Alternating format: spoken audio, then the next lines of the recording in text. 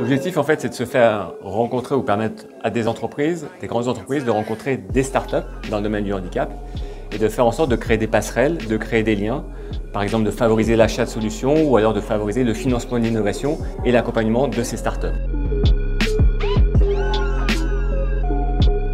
Ça a permis d'organiser 121 rencontres sur un principe évidemment un peu rapide, mais de prise de contact direct. Parce que souvent pour une entreprise, c'est difficile en fait de faire le tri dans l'ensemble des propositions qui lui sont faites, et rencontrer, parler avec les gens, avec les créateurs, être en capacité aussi de le faire avec des gens qui servent un peu de médiateurs sur la proposition et le besoin du monde du handicap, c'est quelque chose de précieux. Livia, c'est une application de réservation de véhicules avec chauffeur qui est dédiée aux personnes en situation de handicap. L'idée, c'est au sein d'une même plateforme de rassembler l'offre privée. Donc elle peut rassembler des VTC, des taxis, des transporteurs spécialisés.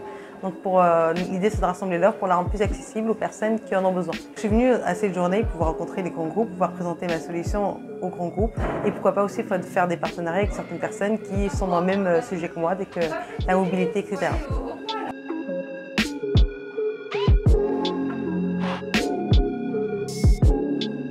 Je viens pour être en interaction avec d'éventuels partenaires du secteur du travail protégé et adapté. Et l'idée est de déceler des partenariats qui puissent être utiles et applicables dans notre entreprise.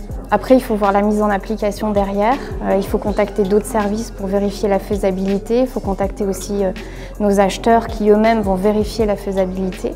Mais certaines peuvent répondre à certains besoins, voire même anticiper certains besoins. Notre produit s'appelle Drift.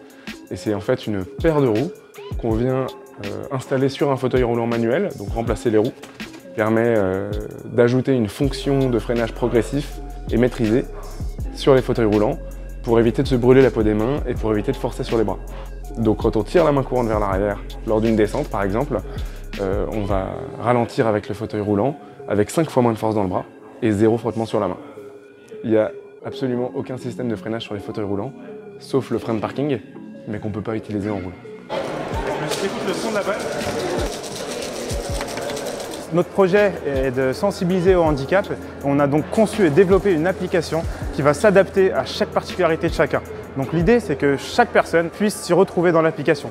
Qu'elle ait un handicap moteur, un handicap psychique, qu'elle ait une maladie chronique ou aiguë, qu'elle puisse avoir accès à du contenu sportif et nutritionnel. On veut partager les deux univers, entre guillemets, l'univers valide et l'univers du handicap. Et on veut dire que tout le monde doit avoir un accès au sport. Donc on dit sport pour un, sport pour tous.